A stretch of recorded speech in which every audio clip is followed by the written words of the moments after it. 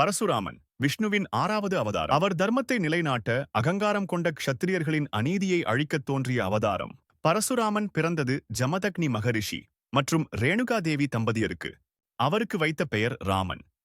பின்னர் சிவபெருமானிடமிருந்து பெற்ற பரசு, கோடரி, காரணம். ஒருநாள் ரேணுகா தேவி தவம் செய்யும் போது மனம் சற்றே சிதறியது.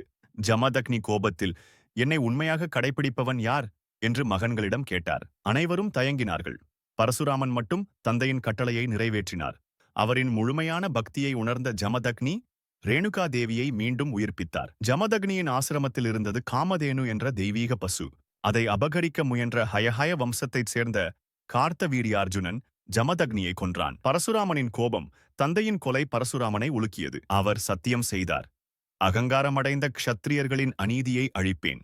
அதன்படி 21 முறை பூமியைச் சுற்றி அநியாயம் செய்த க்ஷத்திரிய அரசர்களை அழித்தார்.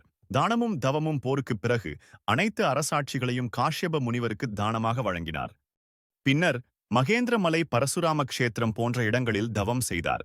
பரசுராமனின் சிறப்பு சிரஞ்சீவி, அமரன்.